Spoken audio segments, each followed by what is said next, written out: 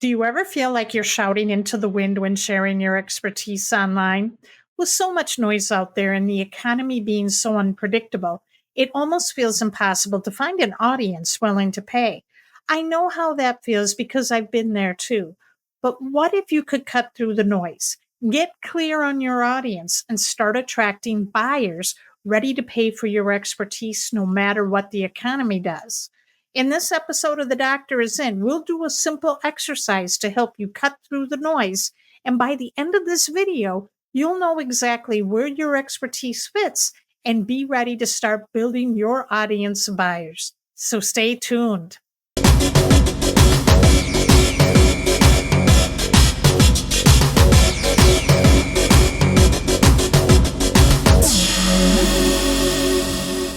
Welcome to The Doctor Is In. I'm your host, Dr. Lisa Thompson, and I'm thrilled to be here with you today. I help pre-retirees like you turn their expertise into online income to fund their retirement, all while avoiding the overwhelm and frustration that often comes with starting an online business. If you're new to my channel, be sure to hit the subscribe button and click the notification bell so you never miss a video. In the last episode of The Doctor Is In, I shared a 3-step framework to confidently build, engage, and sell to your online audience. If you missed it, pause the video right now and go watch it before continuing.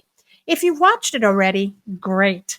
But before you begin offering your expertise online, you need to know who you're serving. If you don't know who your paying customers are, everything you try is just a guess. Identify who you serve first, then you craft your offer. This was the biggest mistake when I got started because if you don't know your ideal audience, you'll waste time and money. So how do you find your dream buyers? I'm going to walk you through an exercise from Russell Brunson's Expert Secrets book. If you don't have it, I highly recommend adding it to your library. Before we begin, grab some paper and a pen. The first step is to identify which market your expertise falls under. There are 3 core niches that every product or service fits into: health, wealth, and relationships. So take a moment and ask yourself, which of these 3 niches does my expertise fall into?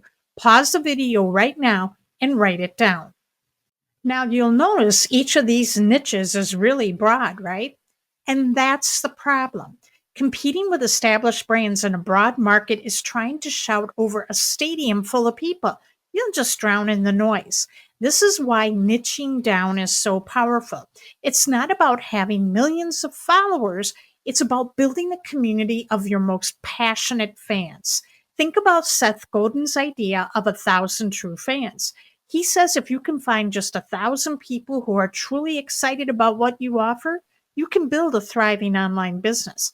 These are the people who will buy everything you sell, show up to every webinar, and share your content because they believe in what you do. Take the Grateful Dead as an example. They didn't try to appeal to everyone, and they thrived by building a passionate fan base who followed them from concert to concert, buying albums and merchandise. Despite only having 1 hit record and limited airplay on the radio, they became one of the richest rock bands in history. So let's move to the next step. Inside of these 3 niches, there are sub-niches where your product or service might fit. For example, let's look at the health niche. If my product is designed to help women lose weight, I need to narrow it down further. Am I helping first-time moms, premenopausal women, or postmenopausal women? Now pause the video right now and take a moment to think about which sub-niche your product or service falls into. Write it down. Did you narrow down your niche? If you're still stuck, let me share 2 case studies of people who successfully monetize their expertise by focusing on a small niche.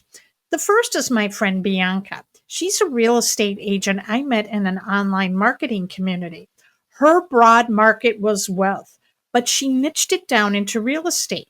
Within that, she chose residential real estate, which includes single-family homes, generational homes, and apartments.